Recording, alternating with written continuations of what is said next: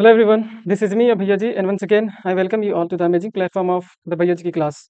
आज के वीडियो में हम लोग 11th की केमिस्ट्री को स्टार्ट करेंगे और पूरे डिटेल में हम लोग सारे पीवाईक्यूज को डिस्कस करेंगे, मॉडल पेपर या कोई भी अदर गेसेस। इससे बाहर क्वेश्चंस नहीं आएगा, ये भरोसा रखना। उसके बाद अगर आपको लगता है कि ये पीडीएफ करने के बाद या ये लेक्चर करने के बाद कोई और प्रैक्टिस करना है तो आप प्रैक्टिस कर सकते हैं, लेकिन प्रायोरिटी आपका सबसे पहले ये लेक्चर का होना चाहिए, ये क्वेश्चंस का होना चाहिए। इस लेक्चर में जितना भी क्वेश्चन है वो सारा का सारा पीवाईक्यू से उठाया गया है या तो मॉडल पेपर से। तो चलिए हम लोग टाइम बर्बाद नहीं करके लेक्चर को स्टार्ट करते हैं। देखो, सबसे पहले हम लोग स्टार्ट करेंगे चैप्टर। मैं पहला क्वेश्चन बता रहा हूँ 2024 क्वेश्चंस के थ्रू हम लोग क्या करेंगे, कंसेप्ट को भी डिस्कस करेंगे। मेरा आवाज़ सही से जा रहा है ना सबको? सबको बताओ, जा रहा है कि नहीं आवाज़? हाँ, तो हम लोग क्या करेंगे, क्वेश्चंस के थ्रू कंसेप्ट को डिस्कस करते जाएंगे ताकि क्वेश्चंस भी हो जाए मेरा और कंसेप्ट भी क्लियर हो जाए। सबसे पहला वाला क्वेश्चन 2024 का है, बोल रहा परसेंटेज कॉम्पोजिशन ऑफ मीथेन। सबको पता है मीथेन का फॉर्मूला क्या होता है? मीथेन का फॉर्मूला सबको पता है क्या? अगर नहीं पता तो ध्यान से देखना।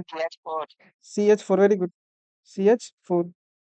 इसमें बोल रहा है क्या, परसेंटेज कॉम्पोजिशन पूछ रहा है। कोई अगर एलिमेंट बोलता है, अगर बोलता है कि इसमें सिर्फ कार्बन का निकालिए परसेंटेज कॉम्पोजिशन, तो कार्बन का निकालते हैं। और अगर कुछ नहीं दिया है तो दोनों का निकालेंगे। मेरे बात समझ में आ रहा है कि नहीं? तो यहाँ पे क्या बोला है, कुछ नहीं, कोई एलिमेंट के बारे में स्पेसिफाई नहीं किया है, तो हम लोग दोनों का निकालेंगे परसेंटेज कॉम्पोजिशन।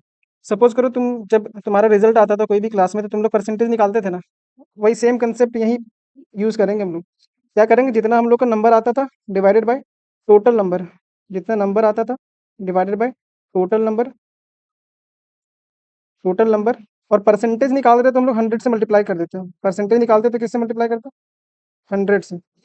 लेकिन वहां पे नंबर से डील करते थे, हम लोग यहाँ पे मास से डील करेंगे। मास मतलब वजन। सपोज करो हम कार्बन का निकाल रहे हैं, तो इस मीथेन में कितना एटम्स ऑफ कार्बन है? एक एटम ऑफ कार्बन है, एक ही एटम है ना कार्बन का। और चार एटम्स कितना किसका है? हाइड्रोजन का। तो हम लोग वेट के हिसाब से निकालेंगे। क्या करेंगे, हम निकाल रहे हैं परसेंटेज कॉम्पोजिशन किसका? कार्बन का निकाल लेते हैं पहले, कार्बन का। तो क्या करेंगे, मास ऑफ कार्बन, इस पूरे मीथेन में या इस कंपाउंड में जितना भी मास होगा कार्बन का वो लिखेंगे, mass of carbon bye molecular mass. ये पूरा कंपाउंड का मास जितना होगा वो, तो क्या लिखेंगे इसका, मॉलिक्यूलर या तो कंपाउंड का मास। लिखो यहाँ पे टोटल मास। और क्या करते हैं हम लोग, परसेंटेज निकालने के लिए 100 से मल्टीप्लाई करते हैं। सबको समझ में आ रहा है? क्या करते हैं हम लोग, 100 से मल्टीप्लाई करते हैं। तो कार्बन का मास कितना होता है, एटॉमिक मास कितना होता है कार्बन का? एक कार्बन का कितना मास होता है? ये तो एटॉमिक नंबर होता है 6। कार्बन का तो एटॉमिक नंबर 6 होता है, हम मास निकाल रहे हैं। वजन कितना होता है एक कार्बन का? 12, 12। अब देखो हम लोग पूरा कंपाउंड का मास निकालते हैं। मीथेन में कौन कौन सा है? एक कार्बन है तो एक कार्बन का 6, 12 हो जाएगा। और 4 हाइड्रोजन है तो एक हाइड्रोजन का वेट होता है 1 ग्राम। तो 4 हाइड्रोजन का वेट 4 ग्राम हो जाएगा। तो टोटल कंपाउंड का वेट कितना आया? 12 और 4, 16। तो ये टोटल वेट आ गया कंपाउंड का। इसी में हम लोग क्या निकाल रहे हैं, इसका परसेंटेज कॉम्पोजिशन। तो 12 डिवाइडेड बाय टोटल मास हमारा कितना आया? 16। और हम लोग परसेंटेज निकालने के लिए 100 से मल्टीप्लाई कर देते हैं। अब इसको देखो, फ्रैक्शन में जैसा स्टैंडर्ड फॉर्म में कन्वर्ट करो, जो कटता है काटो और जो बचेगा वही हमारा आंसर होगा। इसका कार्बन का परसेंटेज कॉम्पोजिशन। ये 4 टाइम्स में 3 बार में जाएगा और ये 4 का टेबल में 4 बार में आएगा 16। अब फिर से कट रहा है क्या 4 से 100? 25 टाइम्स में, 25 बार में। तो टोटल मल्टीप्लाई करेंगे तो नीचे वाला खत्म हो गया। 25 को 3 से मल्टीप्लाई करेंगे तो 75, क्योंकि परसेंटेज में निकाले तो यहाँ पे क्या आ गया 75%। अब तुम लोग अलग से भी निकाल सकते हो, लेकिन इस वाले कंपाउंड में टोटल कितना आइटम्स था? 2 ही था। टोटल कितना आइटम्स था? 2 ही था ना। हम लोग क्या करते थे, हर एक सब्जेक्ट में अगर अलग अलग सब्जेक्ट से परसेंटेज निकालो, मान लो इसमें X% आया और दूसरा सब्जेक्ट में Y% आया, तो टोटल परसेंट कितना होता है? 100 ही होता है ना। 100 से पार होता है क्या कभी परसेंट? किसी का आया क्या 101% एग्जाम में? नहीं आता। तो मान लो तुम दो ही सब्जेक्ट का एग्जाम दियो, एक मैथ्स और दूसरा केमिस्ट्री मान लो। अगर मैथ्स में तुम्हारा परसेंटेज आता है 70, टोटल कितना होता है परसेंटेज? 100, 100 होता है। अगर मैथ में 70 आ गया तो केमिस्ट्री में कितना आएगा? 100 माइनस मैथ में जितना आया, होता है कि नहीं टोटल में परसेंटेज वाला में? तो ये 30 हम लोग डायरेक्ट निकाल लिए, लेकिन अगर तुमको लग रहा है कि नहीं ये वाला हम नहीं यूज़ करेंगे, ये तो शॉर्ट तरीका है, अगर हमको ऑब्जेक्टिव में कम टाइम देना है तो इसी तरह से अप्रोच को लगाएंगे। तुम अगर इस तरह से अप्रोच में जाओगे तो यही वाला आएगा आंसर, जिस तरह से तुम 100 माइनस वो कर रहे हो, जिस पहला वाला का परसेंटेज कॉम्पोजिशन। एक का अगर 75 आ गया तो दूसरा कितना आएगा, टोटल परसेंटेज कितना होता है 100। एक का 75 तो दूसरा 25। सबको समझ में आया कि नहीं बात? माइक ऑफ रखना है, तुम लोग को बोले ना। किसका माइक ऑन रखना है?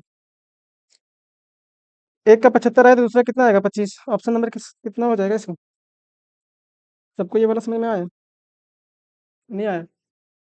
परसेंटेज कंपोजिशन निकल जाएगा सबसे। क्या करते, जिस एटम या जिस एलिमेंट का हम लोग निकालेंगे परसेंटेज कंपोजिशन, उसका वेट लिखेंगे, देखेंगे कंपाउंड में वो कितना वेट रख रख रहा है, वो कंपाउंड में कितना वेट रख रहा है। अगर एक कार्बन, यहाँ पे 2 कार्बन होता है तो 2 कार्बन का वेट रखे ऊपर में। समझ में आ रहा है कि नहीं?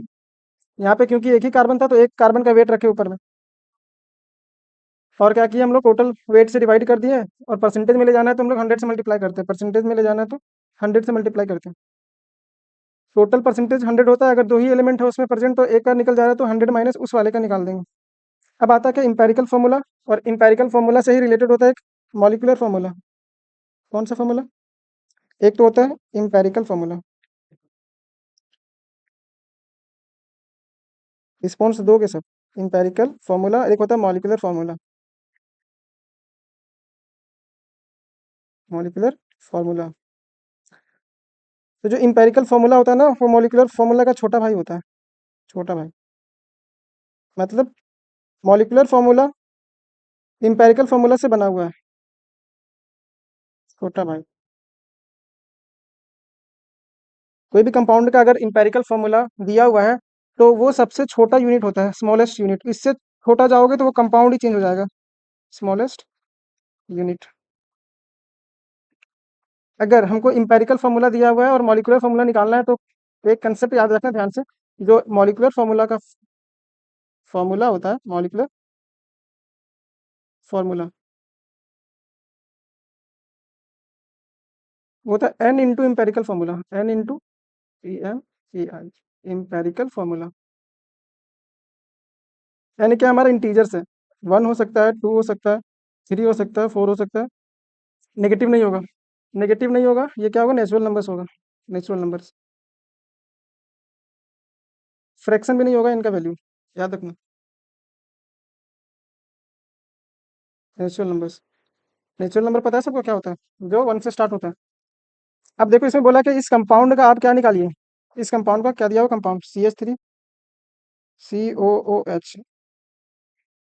ये मिथिनोइक एसिड है, इथेनोइक एसिड। बाद में देखोगे जब ऑर्गेनिक को पढ़ोगे तब। तो सबसे पहले तुम लोग स्टैंडर्ड फॉर्म में लिखना, कैसे लिखना ध्यान से देखना। इस वाले कंपाउंड में कितना एलिमेंट ऑफ कार्बन है, कार्बन कितना नंबर्स ऑफ है, कार्बन कितना नंबर, 2। तो लिखो C2। कार्बन 2 था तो कार्बन 2 लिख दिए। उसके बाद कौन कौन सा एलिमेंट है, हाइड्रोजन है। हाइड्रोजन कितना है इसमें, हाइड्रोजन कितना, 4H4। ऑक्सीजन 2।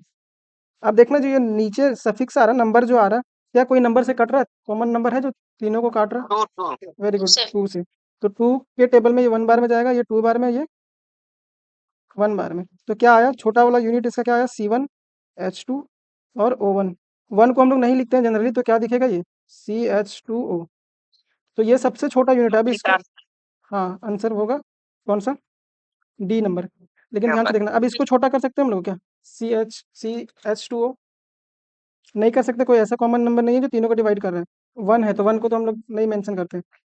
तो जो सबसे छोटा यूनिट होता है उसी को बोलते हैं हम लोग इंपेरिकल फॉर्मूला। सबको समझ में आया बात? तो क्या किए तुम लोग, कंसेप्ट याद रखना। इस तरह का इंपेरिकल फॉर्मूला है तो क्या करना, कार्बन कितना है वो पहले लिखना, फिर हाइड्रोजन कितना है वो लिखना, फिर ऑक्सीजन वाला। फिर अगर देखना तो सब नंबर अगर कट रहा है कोई नंबर से तो काट देना, जो छोटा वाला यूनिट बचेगा वही हमारा इंपेरिकल फॉर्मूला रह जाएगा। 2024 के जेक बोर्ड में पूछा हुआ ये सवाल है। ऑप्शन नंबर इसका D हो जाएगा। आते क्वेश्चन नंबर 3 की तरफ। मतलब which of the following contain the same number of atoms as 12 grams of magnesium. बोलता है इस वाले ऑप्शंस में कि 12 ग्राम ऑफ मैग्नीशियम में, Mg में जितना एटम होगा वही सेम एटम्स कौन कौन वाले में होगा या किस में होगा। तो पहले निकाल लेंगे कि एटम्स कैसे निकालते हैं हम लोग। सबसे पहले हमको सीखना है क्या, कि एटम्स कैसे निकालते हैं कोई भी कंपाउंड का। तो देखो ध्यान से, सबको मोल्स के बारे में पता है क्या, मोल्स के बारे में सबको पता है। मोल का फॉर्मूला, मोल्स इक्वल्स टू क्या होता है? गिवन मास, गिवन मास, जितना मास दिया हुआ है डिवाइडेड बाय इसका मॉलिक्यूलर मास अगर कर देते हैं तो इसका नंबर ऑफ मोल्स निकल जाता है। Molecular mass, molecular mass. अब बताइए कि गिवन मास क्या होता है। बोलेगा ना कि 5 ग्राम CH2 में कितना इसका मोल्स है। तो 5 ग्राम, जो 5 ग्राम बोला ना, यही हमारा क्या होगा, गिवन मास। जो देता है क्वेश्चन बताएगा कि आप इतना ग्राम का निकालिए। और मॉलिक्यूलर मास सबको पता है क्या होता है। अगर CH2 का अगर निकाल रहे हैं तो हम लोग क्या करते हैं, सारे एटम्स का मास को ऐड कर देते हैं। तो सबसे पहले हम लोग मैग्नीशियम का निकालेंगे क्या होता है, मोल्स निकालेंगे। और अगर मोल्स में हम लोग एक ध्यान से देखना, एक मोल कोई भी कंपाउंड को ले लो, 1 मोल ऑफ एटम बोलो, कंपाउंड बोलो या मॉलिक्यूल्स बोलो, एटम, कंपाउंड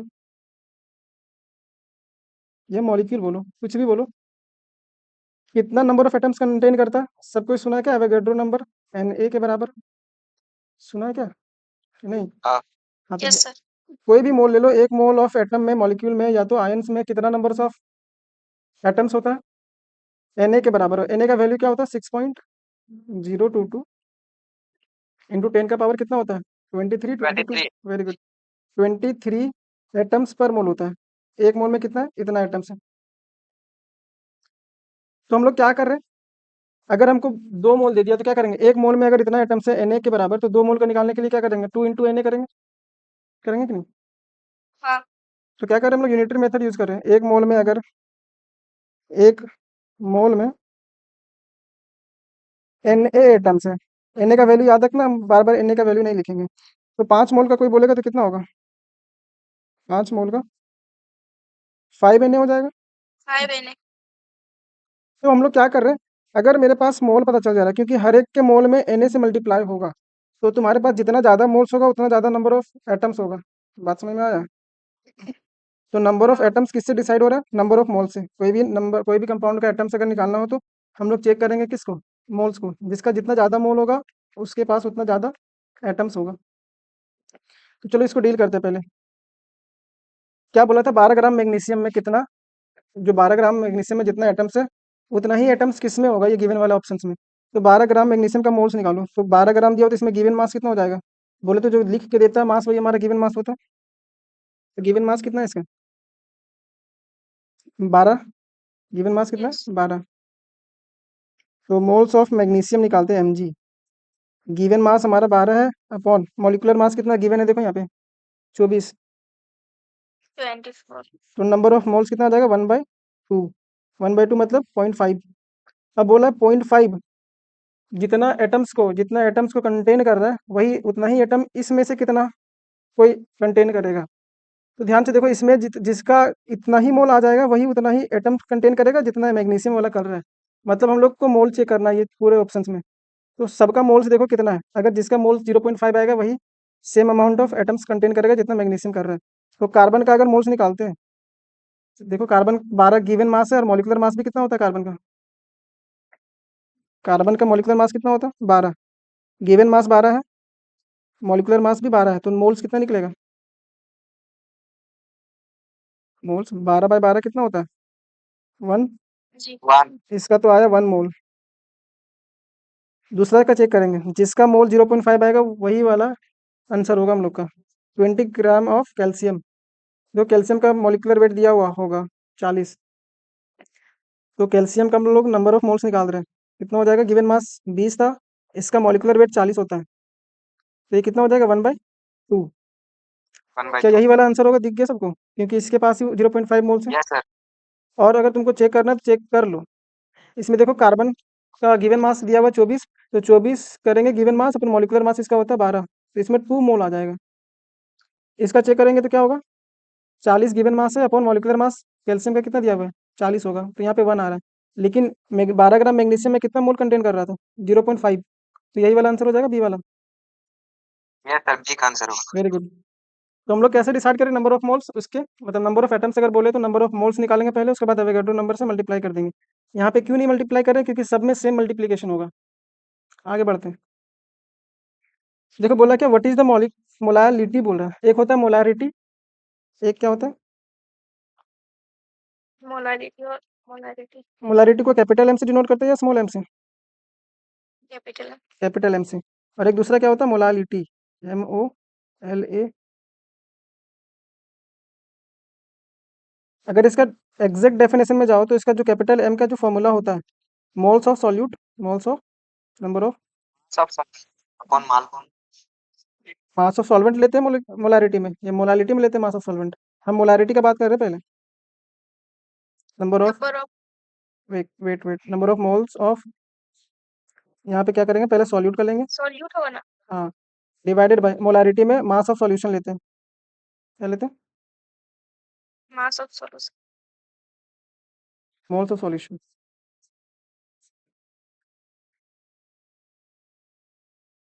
मास होता है, mass, mass of solution, mass of solution. Molality में क्या हो जाता है? मोलारिटी में मास नहीं होता, वॉल्यूम होता है, sorry, volume of solution, volume of solution, solution. और मोलालिटी में क्या हो जाता है? Moles of solute, very good, moles of solute upon mass of solvent हो जाता है यहाँ पे, मास ऑफ सॉल्वेंट। ये तो हम लोग का फॉर्मूला वाला हो गया, मीन्स डेफिनेशन वाला हो गया, लेकिन हम लोग जब भी न्यूमेरिकल करेंगे या सॉल्व करेंगे तो दूसरा वाला फॉर्मूला जो अभी हम बताएंगे वही वाला तुम लोग यूज़ करना। देखो,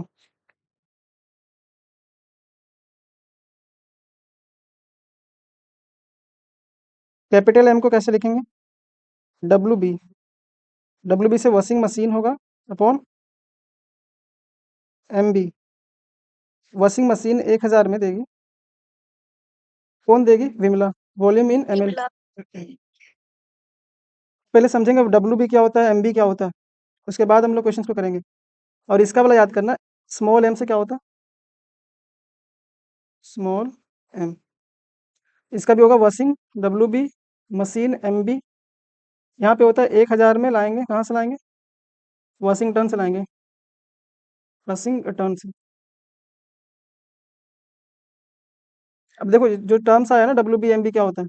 WB से हम लोग डिनोट करते हैं मास ऑफ सॉल्यूट। WB से क्या होता है? मास ऑफ सॉल्यूट ये डायरेक्ट आंसर देगा तुम लोग को, ये मोल्स निकालने का जरूरत नहीं पड़ेगा। Mass of solute. बी जब भी आ जाए ना, बी जब भी आए तो वो सॉल्यूट को रिप्रेजेंट करता है। किसको रिप्रेजेंट करेगा? सॉल्यूट को। MB मतलब molecular mass of solute, MB मतलब मॉलिक्यूलर मास ऑफ सॉल्यूट। अब V से क्या होता है? वॉल्यूम, वॉल्यूम गिवन होगा तुम्हारा, वॉल्यूम। अब वॉल्यूम को किस में रखेंगे? ML में। हम 1000 को इसीलिए रखे ताकि पहले लीटर में होता था, लेकिन लीटर को ML में कन्वर्ट कर दिए, क्योंकि क्वेश्चन में जब भी देगा तो वो ML में ही देगा। बात आ रहा है कि नहीं समझ? वॉल्यूम इन ML, याद रखना, ये फॉर्मूला से अभी डायरेक्ट क्वेश्चन बनाएंगे। ML क्या बोले हम? मोलारिटी में क्या याद रखना? वॉशिंग मशीन 1000 में देगी, कौन देगी? विमला। Volume in ML। और मोलालिटी में क्या होता है? वॉशिंग मशीन 1000 में आएगी कहाँ से? वाशिंगटन से, वाशिंगटन से। इसमें क्या पूछा था बताओ तुम लोग? What will be the molality? Molality में क्या यूज करेंगे? वाशिंगटन वाला यूज करेंगे। हम बी से क्या बोले थे? मास देता है सॉल्यूट का, बी से क्या डिनोट किए थे? सॉल्यूट का मास। तो देखो यहाँ से हम लोग पहले लिख लेते हैं, स्मॉल m जो होता था WB अपॉन MB 1000, 1000 में लाएंगे, कहाँ से लाएंगे? वाशिंगटन से। W ऑफ A मतलब सॉल्वेंट का मास इन ग्राम। तो इसमें क्या दिया हुआ है? What will be the molality of a solution containing इतना ग्राम्स ऑफ HCl इन इतना ग्राम्स ऑफ वाटर। वाटर में HCl डाल रहा है, तो सॉल्यूट क्या होगा इसमें? वाटर में HCl डाल रहा है, तो जिसको डालते हैं, जिसका अमाउंट ज़्यादा होता है, जनरली जो होता है हमारा यूनिवर्सल सॉल्वेंट वाटर होता है। तो सॉल्यूट यहाँ पे क्या दिया हुआ है? HCl। सॉल्यूट का मास कितना दिया हुआ है? सॉल्यूट मतलब WB 18.25, इतना ही ग्राम दिया है ना सॉल्यूट में। तो MB कैसे निकालेंगे? मॉलिक्यूलर मास ऑफ B मतलब हमारा सॉल्यूट का मास, सॉल्यूट का मॉलिक्यूलर मास। तो HCl का कैसे निकालेंगे? HCl का किस क्या क्या इसमें कंटेन कर रहा है? एक तो H कर रहा है, तो एक H का 1 हो जाएगा, और Cl का कितना होता है? 35.5 या नहीं, HCl वो कार्बन नहीं है। Cl मतलब क्लोरीन, सिर्फ कार्बन देता तो C लिखता से। समझ में आया? तो ये सब एलिमेंट्स को याद रखना। पहली बात तो तुमको मास दे देता है गिवन, बट नहीं देगा तो तुमको याद रखना पड़ेगा, तभी क्वेश्चन बनेगा। 35.5 होता है क्लोरीन का वेट, मॉलिक्यूलर वेट। तो 35.5 प्लस 1 36.5 हो जाएगा। ये क्या निकला मेरा? एमबी। एमबी कितना मिला हमको? 36.5। उसके बाद क्या चाहिए रहता है हम लोग को? वॉशिंग इंटर्न मतलब वेट ऑफ ए। ए हमारा होता है सॉल्वेंट का वेट। ए मतलब given weight of solvent. M मतलब बोलेगा तो मॉलिक्यूलर वेट, डब्ल्यू से गिवन वेट कितना दिया हुआ है? इतना 500 ग्राम दिया हुआ है कि नहीं? अब फॉर्मूला में रख दो सिर्फ यस सर। 18.25 18.25 डिवाइडेड बाई क्या था इसका मॉलिक्यूलर वेट? 36.5 HCl का, डब्ल्यू बी। और एम बी कितना था? 36.5। जीरो लगा देंगे तो कोई चेंजेस नहीं देखने को मिलेगा। देखो 1000 सॉल्वेंट का मास कितना था? 500 ग्राम। 500। ग्राम। अब जब कट करेंगे इसको तो 2 से, और ये 18 वाला 2 टाइम्स में 36.5 आएगा, 1 और ये 2, 2 से 2 कैंसिल हो जाएगा, तो मोलालिटी कितना आया? 1 m। 1 मीटर। 1 m मीटर नहीं होता, इसको बोलते हैं एम से मोलाल, MOLAL मोलाल। और अगर मोलारिटी रहता कैपिटल एम से बोलते हैं मोलार, MOLAR। बात आया सबको समझ? दोनों फॉर्मूला याद रहेगा कि नहीं रहेगा? वॉशिंग मशीन 1000 में देगी, विमला देगी। ये मोलालिटी मोलारिटी होता है, मोलालिटी में। वॉशिंग मशीन 1000 में लाएंगे, कहाँ से लाएंगे? वॉशिंगटन से लाएंगे। वॉशिंग। बढ़ते हैं आगे की तरफ। SI unit of temperature. दो टेम्परेचर हम लोग बोलते हैं डिग्री सेंटीग्रेड, डिग्री सेल्सियस भी बोलते हैं ना, लेकिन स्टैंडर्ड यूनिट जो होता है वो केल्विन होता है, याद रखना क्या होता है। ये पहले से डिफाइंड है, मतलब केल्विन। पूरा इंटरनेशनली जो होता है कि तुम इंडिया में यूज कर रहा है टेम्परेचर को, बोल रहा है 27 है। अगर टेम्परेचर का यूनिट अलग अलग होता है तो अगर कोई जाता अमेरिका तो ये 27 का वैल्यू 27 नहीं होता, कोई कुछ और देता। तो सब कंट्री मिल करके एक यूनिट को डिसाइड किया है कि हाँ आप 5 kg का जो वैल्यू है 5 kg या 25 kg का वैल्यू जो इंडिया में है वही 25 kg का वैल्यू और भी कंट्री में होगा। तो वो कैसे डिसाइड होता था? एसआई यूनिट से। तो केल्विन क्या होता है? टेम्परेचर का एसआई यूनिट। 2023 में डायरेक्ट पूछा है ये जैक बोर्ड वाला। देखो मोलार मास बोल रहे थे ना, कि मोलार मास कैसे निकालते हैं? हर एक एलिमेंट का मास को जोड़ देंगे। तो CH4 मीथेन होता था, CH4 मीथेन होता था कि नहीं? Yes sir. तो हम लोग क्या करते हैं, हर एक एलिमेंट का मोलार मास ऐड करते हैं। एक कार्बन है तो एक कार्बन का मोलार मास कितना होता है? 12 प्लस, यहाँ पे हाइड्रोजन 4 है, एक हाइड्रोजन अगर एक 1 ग्राम मास कंटेन करता है तो 4 हाइड्रोजन कितना होगा? 4 ग्राम। तो 12 और 4 कितना हो जाएगा? 16। यू लिखता है, यू का मतलब होता है यूनिफाइड मास, UNI, यूनिफाइड मास। तो इतना ध्यान नहीं देना, ये सिर्फ जानने के लिए बता दें कि ये इसका मतलब ये होता है। ग्राम में भी रहता तो ग्राम में भी 16 ग्राम ही होता। बोला देखो अब इधर, the ratio of number of moles of solute. Suppose करो मेरे पास एक बीकर है, बीकर मतलब एक ग्लास है ग्लास। इसमें कुछ सॉल्यूशन होगा, कुछ सॉल्वेंट होगा, कुछ सॉल्यूट होगा, होगा कि नहीं? तो मान लो एक सॉल्यूट हमारा बी है, सॉल्वेंट हमारा ए है। सॉल्वेंट हमारा ए से जनरली किसको जानते हैं हम लोग? सॉल्वेंट को। तो यहाँ भी अभी सॉल्वेंट ही मान रहे हैं, तो दो ही चीज प्रेजेंट है पानी में, या बोलो इस सॉल्यूशन में। तो क्या बोल रहा है इसमें? देखो, the ratio of the number of moles of solute to the number of moles of solution. तो सॉल्यूशन का मोल अगर निकालना रहेगा तो दोनों का मोल को ऐड करेंगे, करेंगे कि नहीं? सपोज करो बी का मोल को हम लोग रिप्रेजेंट कर रहे हैं NB, और ए का मोल को हम लोग Na से रिप्रेजेंट कर रहे हैं। तो इसका रेशियो बोल रहा है, कौन सा रेशियो बोल रहा है? मोल्स ऑफ सॉल्यूट, सॉल्यूट हम लोग बी माने थे तो NB upon NB plus Na। इस वाले टर्म्स को हम लोग कुछ नाम से जानते हैं। कौन सा नाम होता है? कोई किसी को कोई आइडिया है क्या? Friction. Mole fraction. Very good. देखो मोल फ्रैक्शन होता क्या है? अगर मेरे पास दो एलिमेंट है तो अगर मोल ए का Na है और बी का NB है, तो बोलता है मोल फ्रैक्शन ऑफ ए निकालो। Mole fraction of mole fraction of A. तो क्या करते हैं इसको, मोल फ्रैक्शन को काय से डिनोट करते हैं, काय ए लिखते हैं इसको। कोई कोई XA बोलता है तो जो बोलना है, लेकिन इसका नाम क्या होता है? काय ए। ये होता है जिसका निकाल रहा है उसको ऊपर रखेंगे। तो मोल्स ऑफ ए, अगर ए का पूछ रहा है तो moles of A upon total moles, जितना भी सॉल्यूशन में मोल्स है उसका पूरा मोल्स नीचे आएगा। तो Na और एक और था ना, NB भी था, तो NB प्लस Na कर दिए। तो NB प्लस Na किए तो सॉल्यूशन का मोल मिल गया ना, जितना सॉल्यूशन में प्रेजेंट था मेरा, मिला कि नहीं? हाँ सबको आ रहा समझ? अगर yes यही sir चीज अगर यही चीज NB का पूछता, बी का मोल फ्रैक्शन बोलता तो क्या करते? ऊपर में बी का रखते, तो काय बी लिखते हम लोग, काय बी। क्या हो जाता है? Number of moles of B upon total mole of solution. तो सॉल्यूशन का मोल्स कैसे निकलेगा? दोनों को अगर ऐड कर देंगे तो Na प्लस NB। अगर 3 रहता यहाँ तो यहाँ पे C भी रहता, तो C का अगर मोल NC देता तो क्या करते? NC भी कर देते यहाँ पे, Na plus NB plus NC। बात आया सबको समझ? सबको आया समझ ना? लेकिन एक प्रॉपर्टी होता है इसका, याद रखना, क्वेश्चन से डायरेक्ट पूछ सकते हैं। अगर सबका मोल फ्रैक्शन को ऐड कर दें तो ये 1 के बराबर होता है। मोल fraction of A plus mole fraction of B plus mole fraction of C। ये किसके बराबर होता है? सबको ऐड करें तो 1 के बराबर। ये याद रखना, मोल फ्रैक्शन वाला में अगर सबका मोल फ्रैक्शन ऐड कर दे तो ये 1 के बराबर होता है। तुम्हारे क्वेश्चन में ऐसे देगा, कैसे देगा? दो दो तुम्हारा कंपाउंड प्रेजेंट होगा, सॉल्यूट होगा, एक सॉल्वेंट होगा। तो बोलेगा एक का मोल फ्रैक्शन, सपोज करो यहाँ पे था, एक ए था, दूसरा बी था। ए था एक और एक बी था, तो दोनों का सम करेंगे तो कितना हो जाएगा? Na प्लस Na नहीं, का ए, एक्स से जिसको बोल रहे हैं, का ए प्लस का बी का जो वैल्यू होगा 1 होगा। तो अगर तुम एक का मोल निकाल लेते हो, मान लो इसका आ गया 2/3, क्या आया तुम्हारे पास? अगर पता है कि ए का जो मोल फ्रैक्शन है वो कितना है, 2/3, तो बी निकालने के लिए क्या फॉर्मूला रखेंगे? NB upon Na plus NB। ये डायरेक्ट निकलेगा इस केस में। क्या करेंगे? 1 माइनस, जो जिसका पता है हमको पता है कि दो ही चीज़ यहाँ पे प्रेजेंट है, तो जिसका पता है उसको 1 से माइनस कर देंगे तो मिल जाएगा मेरा NB का XB, mole fraction of B का 1 minus mole fraction of A. तो मोल फ्रैक्शन ऑफ ए का क्या लिखे थे हम लोग? 2/3। क्या आ जाता है यहाँ पे? 1/3।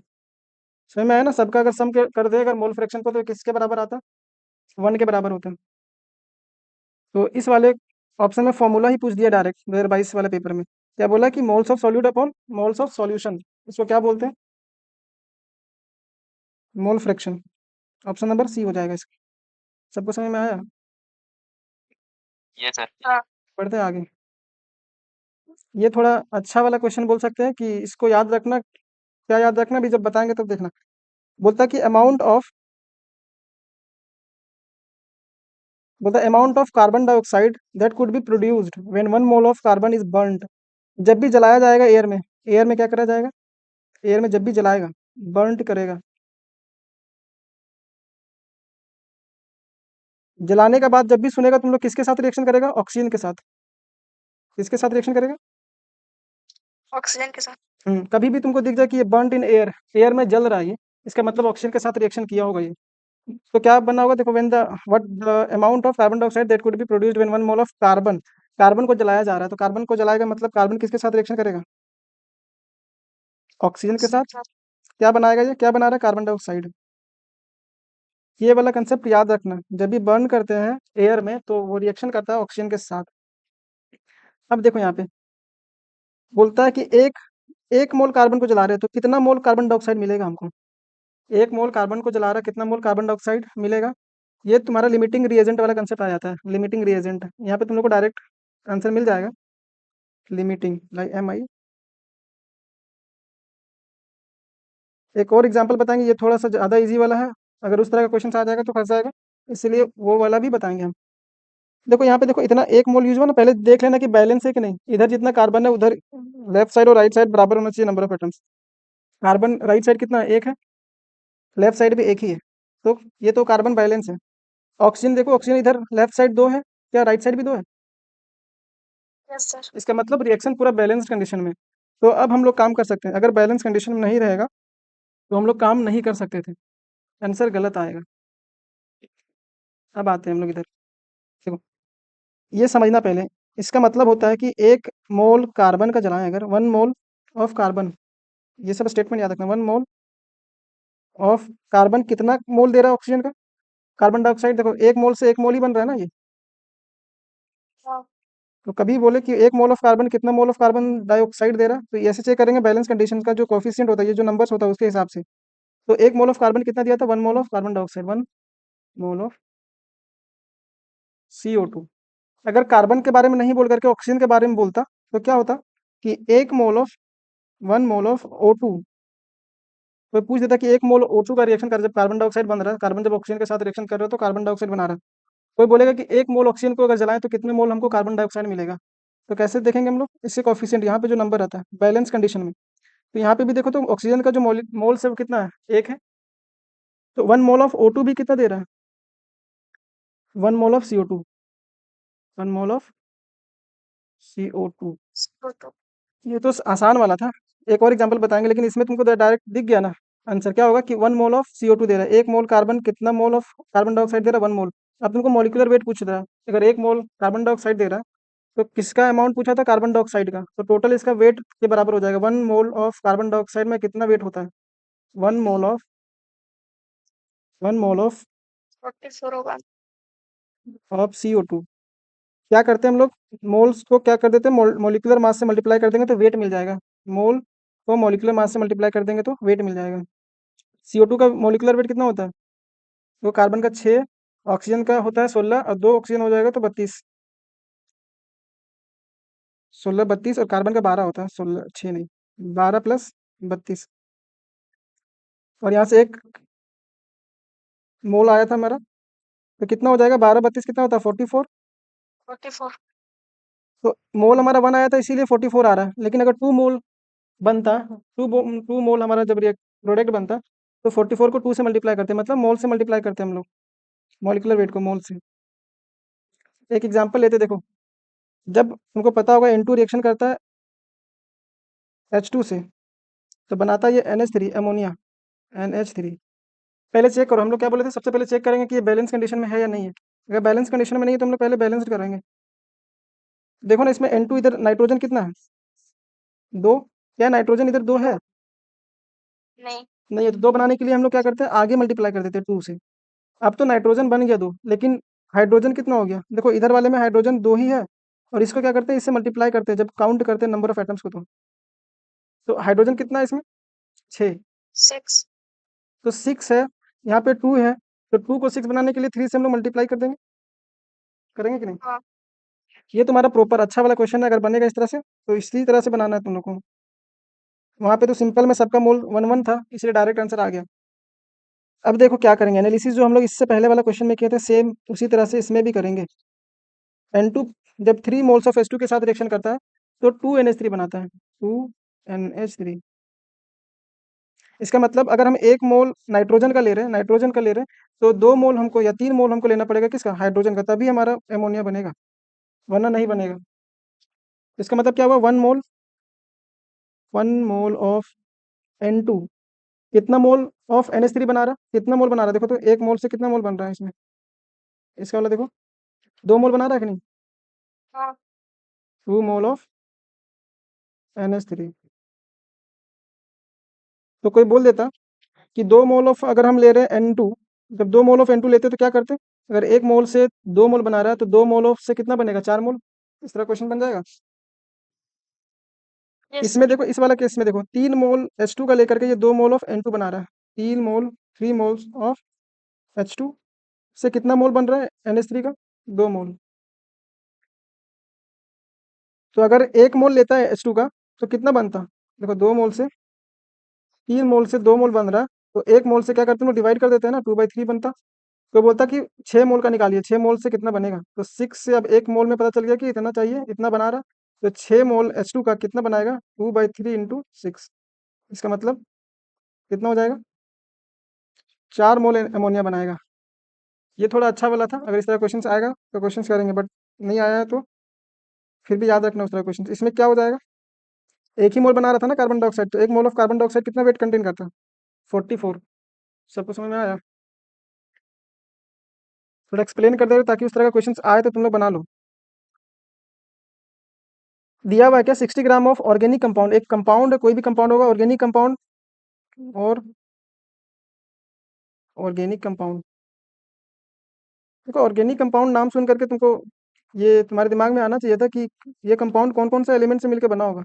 तो जब भी ऑर्गेनिक कंपाउंड आता है ना, तो ये कार्बन हाइड्रोजन या तो ऑक्सीजन से मिलकर बनेगा। Carbon hydrogen and oxygen. तुम लोग जब भी ऑर्गेनिक ऑर्गेनिक केमिस्ट्री पढ़ोगे ना, तो यही सब एलिमेंट से मिलकर के जो कंपाउंड बनता है उसी का स्टडी करते हैं हम लोग ऑर्गेनिक कंपाउंड में। तो बोल रहा है एक ऑर्गेनिक कंपाउंड है जिसका वेट दिया हुआ है, कितना दिया हुआ है? 60 ग्राम। 60 ग्राम। चलो। बोलता है इम्पेरिकल फॉर्मूला बताइए। तो हम लोग पढ़े थे इम्पेरिकल फॉर्मूला। इम्पेरिकल फॉर्मूला जो होता है, या मॉलिकुलर फॉर्मूला जो होता है, molecular formula formula molecular formula जो होता है वो किसके बराबर होता है? N into empirical formula. Empirical formula, इसका मतलब इसका जो वेट होगा ये छोटे वाले वेट का मल्टीपल में होगा। सपोज करो ये हाँ 20 है और ये 5 है, तो एन का वैल्यू क्या करना पड़ता है हम लोग को? 4 से मल्टीप्लाई कर देंगे तो ये 20 आ जाएगा। तो एन का वैल्यू कितना आया? 4। तो इम्पेरिकल फॉर्मूला का वेट कितना आया था? 5। तो हमको पूछा कि इम्पेरिकल फॉर्मूला कौन सा होगा। इसका मतलब अगर कोई नंबर, ये जो 20 है, ये 5 के मल्टीपल में आता है ना, 20 5 के मल्टीपल में आता है, 5 के मल्टीपल में ही आता है ना 5, तो जब 4 से मल्टीप्लाई कर देंगे तो 20 आ जाएगा। तो इम्पेरिकल फॉर्मूला का जो वेट होता है, उसका अगर मास को जब मल्टीप्लाई करेंगे अगर उसी के मल्टीपल में कोई मास आता है तो वो क्या हो जाता है? उसका मॉलिक्यूलर फॉर्मूला का वेट हो जाता है। तो सपोज करो हम लोग क्या करेंगे, सबसे छोटा वाला क्या बन सकता है यहाँ पे, इसका वेट निकालो। CH2O, इसका वेट कितना हो जाएगा? कार्बन का कितना होता है? 12, हाइड्रोजन का 1 और 2, और ऑक्सीजन का 16। कित 16। 16 2 18 हो जाएगा, तो 20 10 30 होगा। इसका कितना निकलेगा?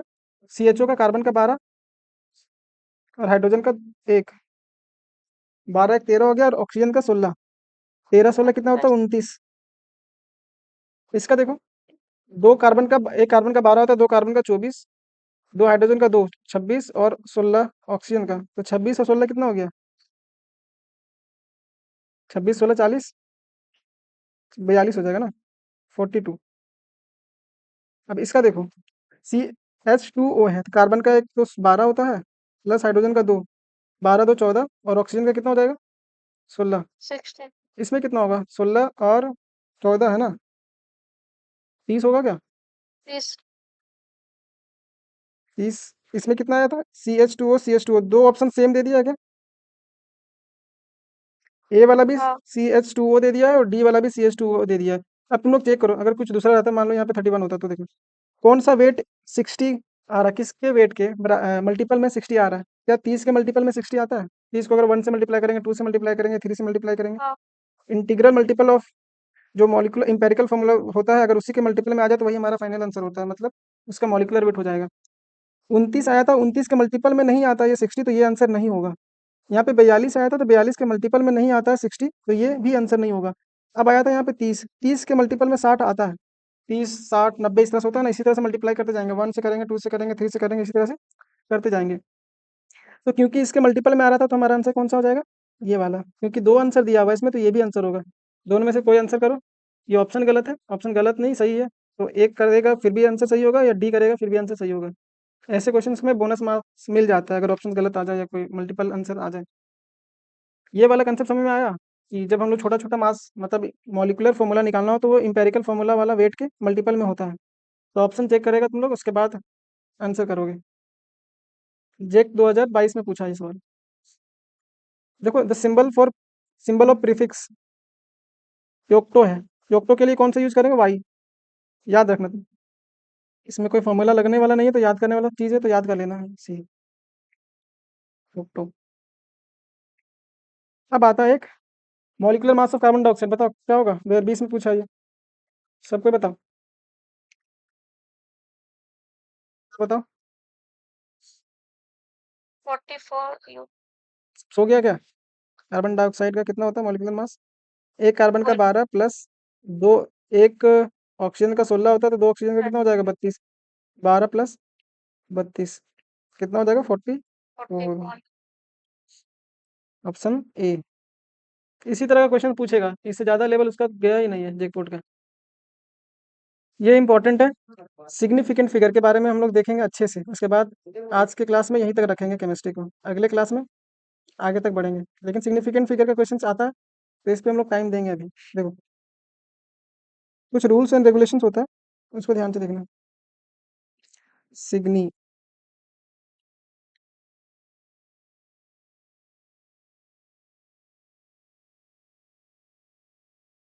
रूल नंबर 1,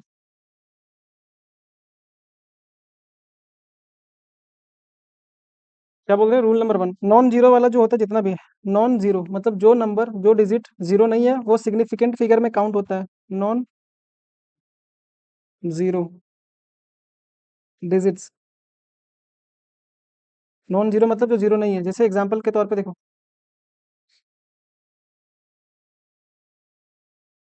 एग्जांपल अगर ले 2 4 3, तो ये 2 4 3 जो है वो जीरो है क्या? कोई डिजिट जीरो आ रहा है क्या? नहीं। तो नॉन डिजिट्स नंबर जितना भी होता है वो क्या होता है? सिग्निफिकेंट फिगर में काउंट होगा। तो इसमें कितना सिग्निफिकेंट फिगर हो जाएगा? 3। 3। 3 सिग्निफिकेंट फिगर, 3 सिग्निफिकेंट फिगर। पहला रूल यही था कि नॉन डिजिट, नॉन जीरो हमेशा कोई भी चीज आए नॉन जीरो वाला अगर डिजिट्स आता है तो वो हमेशा सिग्निफिकेंट फिगर में काउंट होगा। आगे बढ़ो, देखते हैं इधर। रूल नंबर 1 था ये, सारा सिग्निफिकेंट का क्वेश्चन बन जाएगा इसके बाद, फंसोगे कहीं नहीं। पहला क्या था? Non zero. दूसरा होता है starting zero, STARTING, starting zero वो सिग्निफिकेंट फिगर में काउंट नहीं होता है। क्या बोले हम? स्टार्टिंग जीरो जो होता है वो सिग्निफिकेंट फिगर में काउंट नहीं होता है, नॉट काउंटेड। जैसे एग्जांपल के तौर पे देखना, 0024, क्या बोले थे? जब भी स्टार्टिंग जीरो आ जाए, स्टार्टिंग जीरो, इसका मतलब क्या हुआ? पहले जीरो दिखे तुमको तो काउंट होता है क्या? तो ये सिग्निफिकेंट फिगर में काउंट नहीं होगा क्योंकि आगे आ रहा है, डिजिट्स के आगे आ रहा है, तो ये काउंट नहीं होगा। ये काउंट होगा क्या? नहीं होगा। इस वाले केस में नंबर ऑफ सिग्निफिकेंट फिगर कितना हो जाएगा? 2। 2 significant figure, SIG significant figure. एक और एग्जांपल ले लेते हैं, एक और एग्जांपल लेते हैं, ध्यान से देखो। इसके दिख रहा है ना तुम लोगों को? इसे हाँ। 0 अगर 097 देता तो इसमें सिग्निफिकेंट फिगर कितना होगा? सिग्निफिकेंट फिगर कितना होगा? देखो, स्टार्टिंग जीरो को काउंट नहीं करते, ये भी काउंट नहीं होगा, ये भी काउंट नहीं होगा, तो कितना होगा सिग्निफिकेंट फिगर?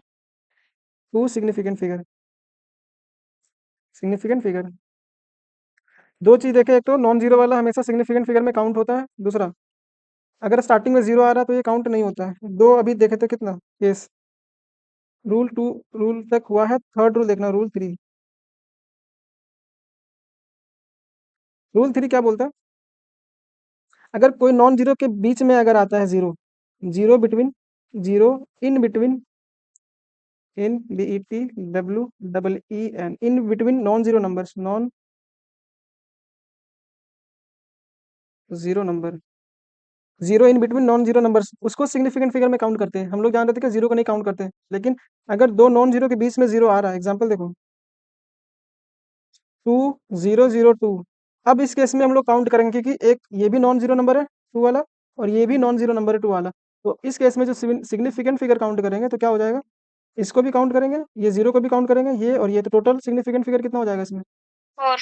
4। तो कितना होगा? 4 significant figure, significant figure. Suppose करो मेरे पास आता 2 4 2 3 0 2, अब बताओ इसमें कितना सिग्निफिकेंट फिगर हो जाएगा?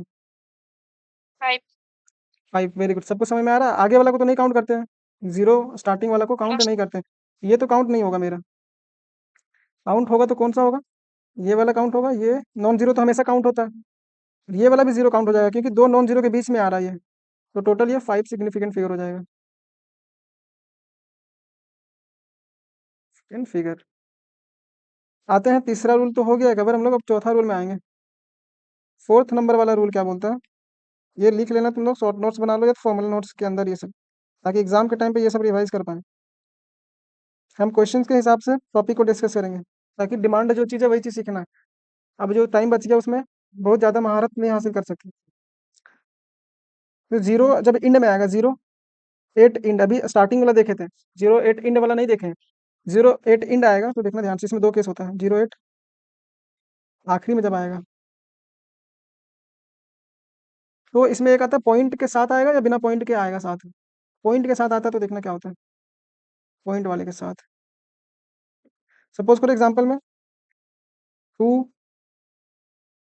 0 0.0 है, तो पॉइंट से पहले वाला अगर 0 आ रहा है नंबर के बाद है तो उसको काउंट करेंगे, और पॉइंट के बाद अगर 0 आ रहा है तो काउंट नहीं करेंगे। मेरा बात समझ यस में आया? सर।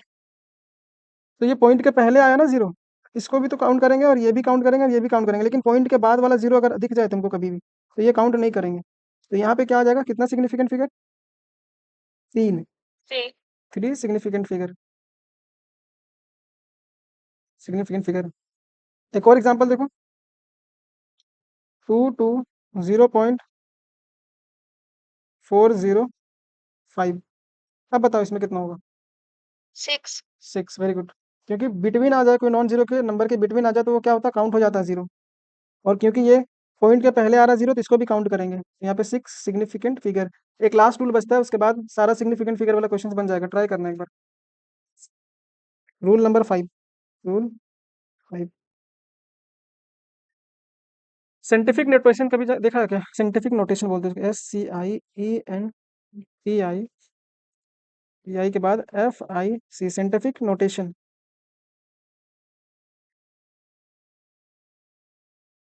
कभी देखता है ना, 2.23 इंटू 10 का पावर लिखता है 23, ऐसा दिखता है कि नहीं सबको? इसको क्या यस बोलते हैं हम लोग, साइंटिफिक नोटेशन। तो हमारा सिग्निफिकेंट फिगर में ये जो पावर के ऊपर 0 आता है, मतलब पावर वाला जो डिजिट आता है, 10 का पावर 3, 10 का पावर 5, 10 का पावर 9, तो ये हमारा सिग्निफिकेंट वाला में काउंट नहीं होगा, काउंट नहीं होगा। इसके पहले वाला को काउंट करेंगे। बात आया कि नहीं समझ? Yes sir. मतलब 10 का पावर कुछ होगा तो उसको सिग्निफिकेंट फिगर में काउंट नहीं करेंगे, तो क्या हो जाएगा इसका नंबर ऑफ सिग्निफिकेंट फिगर, 3 3। सबको सिग्निफिकेंट फिगर वाला कंसेप्ट समझ में आया? अब सिग्निफिकेंट फिगर वाला जितना क्वेश्चन से बना करके देख लेना तुम लोग, शर्मा के वर्मा के जितना भी है उसमें बना के देखना, सब बन जाएगा। तो यहाँ पे 3 सिग्निफिकेंट फिगर आया, लेकिन हम लोग क्वेश्चन में क्या पूछा था देखते हैं। Which one of the following data has only 4 significant figure, जिसके पास 4 सिग्निफिकेंट फिगर है, तो इसके पास तो 3 सिग्निफिकेंट फिगर है। ए हो जाएगा। इसमें कितना सिग्निफिकेंट फिगर है बताओ तुम लोग? 3 फिर ये बोले तो पॉइंट के बाद अगर 0 दिखता कभी तो काउंट नहीं करते, पॉइंट के पहले 0 दिखे तो काउंट करेंगे, तो ये 0 तो काउंट होगा, पॉइंट के पहले आ रहा है। लेकिन इसको काउंट करेंगे क्या, पॉइंट के बाद वाले को, 0 को नहीं काउंट करेंगे। No sir. तो क्या हो जाएगा इसमें, 2 सिग्निफिकेंट फिगर, एक तो 0 आगे वाला काम करेगा और एक 2 वाला तो काउंट होता ही है हमारा, नॉन नॉन जीरो वाला। इसमें देखो, इसमें कितना सिग्निफिकेंट फिगर होगा, 4 4। इसमें देखो तो 2 2 होगा। हम बोले थे क्या, पॉइंट के बाद 0, आखिरी में 0 नहीं आना चाहिए। देखो इसमें आखिरी में 0 आ रहा था, इसके बाद कोई डिजिट नजर आ रहा है क्या? No sir. इसमें डिजिट नजर आ रहा है ना, पॉइंट के बाद भी डिजिट आ रहा है। हाँ तो पॉइंट वाला आ जाए, 4 हो पॉइंट के जाएगा। पहले अगर कोई 0 आ जाता है, मतलब नंबर के पहले 0 आ जाता है तो उसको काउंट करते हैं। तो 1 2 3 4 और एक 5 हो जाएगा। 5 तो 4 किस में है, ए ए। में। ए इसका आंसर हो जाएगा। सबको चमका कि नहीं ये सब? बन जाएगा ना इस तरह क्वेश्चन? Yes sir. एक बार फिर से इसको देख लेना एक बार, कैसे हम क्या किए हैं। इसमें 5 क्यों हुआ, क्योंकि पॉइंट आ जाए तो पॉइंट वाला पहले भी वाला भी काउंट होता है, और पॉइंट के बाद वाला भी काउंट होता है। पॉइंट के बाद क्यों काउंट हो रहा है, क्योंकि ये डिजिट से पहले आ रहा है, डिजिट से पहले आ रहा है।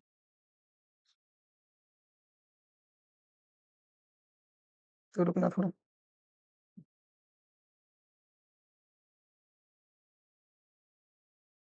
तो ये था हमारा पूरा बेसिक कंसेप्ट ऑफ केमिस्ट्री का, PYQ जेक बोर्ड का। और आगे वाले आने वाले वीडियो में हम लोग और सारा क्वेश्चंस को करेंगे। हम लोग अप्रोक्स हर एक चैप्टर में 70 क्वेश्चन करेंगे, 50 क्वेश्चन करेंगे, ताकि क्वेश्चंस एग्जाम में छूटे नहीं, उससे बाहर नहीं आएगा, आपको ज़्यादा इधर उधर भटकने की जरूरत नहीं है। तो मिलते हैं हम लोग नेक्स्ट वीडियो में, तब तक के लिए आप पढ़ाई करते रहें, और अगर वीडियो पसंद आया हो तो लाइक करें, चैनल को सब्सक्राइब करें और अपने दोस्तों तक शेयर करें। All the very best.